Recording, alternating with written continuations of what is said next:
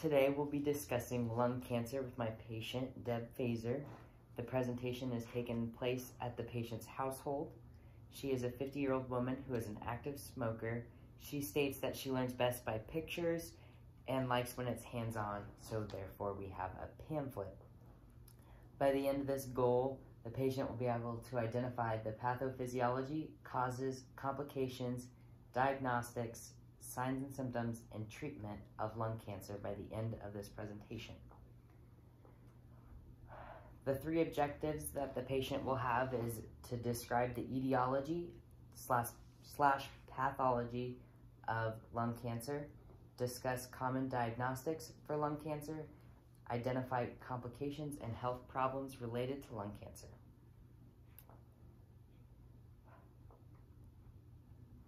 So to start us off, we'll talk about the pathophysiology of lung cancer. So this develops as damaged bronchial epithelial cells that mutate and become neoplastic. Lesions are bronchogenic carcinoma. They arise from the airway epithelium.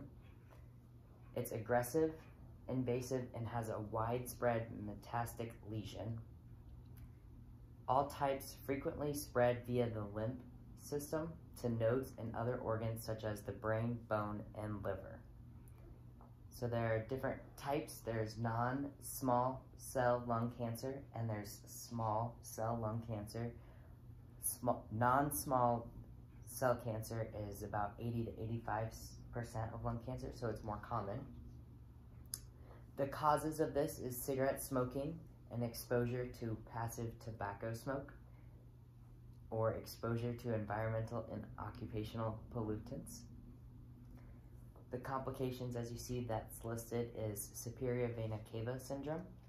This is if the tumor obstructs the superior vena cava in your heart, blood flow is interrupted. So some of these signs and symptoms of this is edema in the neck and face, veins of the upper chest and neck, they're dilated. You might have a headache, dizziness, vision disturbance, or syncope. Another complication is venous thrombosis. This is a blood clot in the deep vein, usually in the legs. Another complication is pulmonary or pleural effusion. This happens in the lungs when there's a buildup of fluid. Another complication is atelectasis and pneumonia. So atelectasis is the complete or partial collapse of the lung, and patients with lung cancer are at risk for developing pneumonia as well. Metastasis also can happen. The common sites that it can spread to is brain, bone, the opposite lung, liver, adrenal gland, and lymph nodes.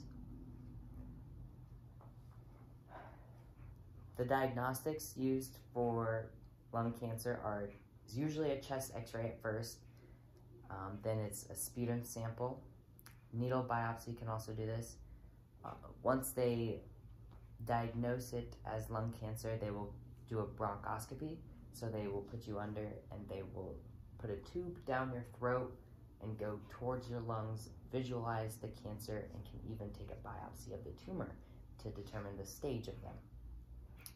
A CT scan can be done to tell if it metastasized anywhere else throughout your body. A CBC, liver function test, and serum electrolytes, and also pulmonary function test to make sure you are getting adequate oxygen. Manifestations of lung cancer are related to the location and spread of the tumor. The most common are weight loss, anorexia, fatigue, and weakness.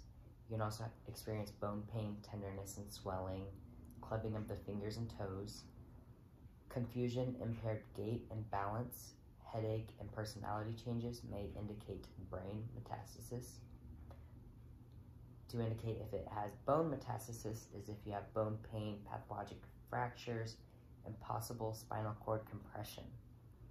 Coughing, wheezing, and hemoptysis, which is coughing up blood, can also happen with lung cancer. So treatments for this usually have surgery, chemotherapy, and radiation. The surgery depends on location, size, and your pulmonary status.